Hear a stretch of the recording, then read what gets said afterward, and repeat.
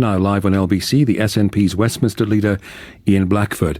Ian Blackford, you were chucked out of the House today. You called Boris Johnson a liar. You said he'd misled the House. And you were offered the opportunity by the Speaker to temper your remarks. Why didn't you? Good afternoon, Eddie. Well, for the very simple reason, if I had withdrawn the remark about Boris Johnson having misled the House of Commons, then I would have done the very thing that I've accused the Prime Minister of doing, and that would have been lying, because it's absolutely irrefutable that this man has misled the House of Commons. It's irrefutable as a consequence of that the only action that should be open to him should be resignation. If I remind you of what he said on the 8th of December, I repeat that I have been repeatedly assured that since these allegations emerged, there was no party and that no COVID rules were broken. That is what I have been repeatedly assured. Now, we know that when he made that statement, he was aware, because he had to subsequently admit it, that he had been in parties at Downing Street. Now, that is misleading the House of Commons by anybody's judgment. And I was right to stand up, not only just on behalf of my constituents, but the many people that have contacted me right through these islands over the course of the last few weeks, angered about the behaviour of our Prime Minister that's behaved one way while telling everybody else to obey the rules. This is a man, in my opinion, and I think in the opinion of many, many people, that is no longer fit for office. And on the back of the Sue Gray report today, as much as it is, he ultimately should have gone. And I'm glad that Andrew Mitchell has stood up as a Tory MP and called for him to do the decent thing. He has demeaned the office of Prime Minister. And I spoke after Theresa May today, and I did acknowledge that she was a woman, for whatever else people would say about her, of tremendous dignity and self-respect as Prime Minister, as others have been. And here we have a man that demeans the office of Prime Minister.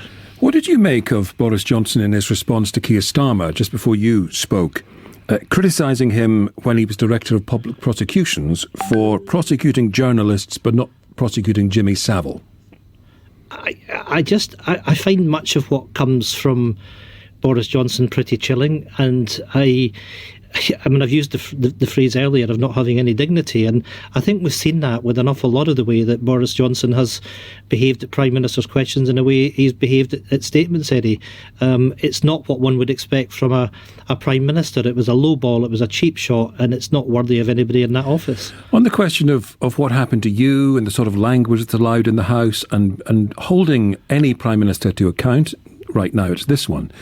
Stuart, and there's a lot of support for you on our Twitter feed and our texts. Stuart says, it's outrageous that Ian Blackford is told to leave the House for pointing out that Boris Johnson has lied to the House, yet Boris lies to the House and remains there and never corrects the record or is held to account by the Speaker.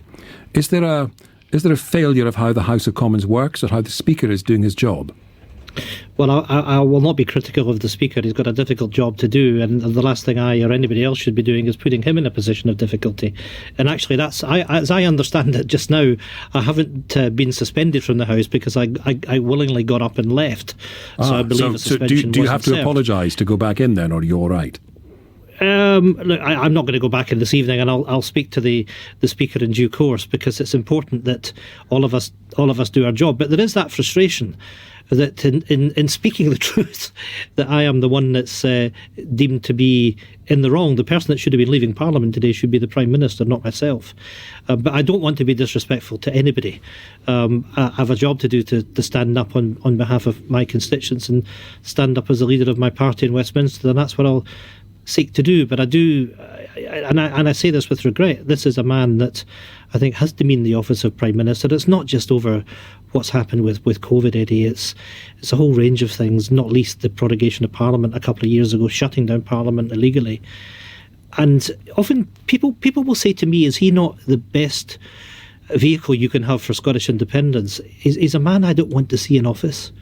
I don't believe he's fit for purpose. And you can criticise any political leader, but this is a man that systematically disobeys the rules. He treats the office of Prime Minister as a personal plaything. We all know about those that donate large sums of money to the Tory party ending up in the House of Lords. We all know about the soliciting of donations for the Downing Street flat and for holidays and so on.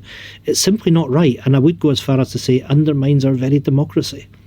Ian Blackford, thank you. That's Ian Blackford, LBC's, sorry, he's not LBC's, he's the SNP's Westminster leader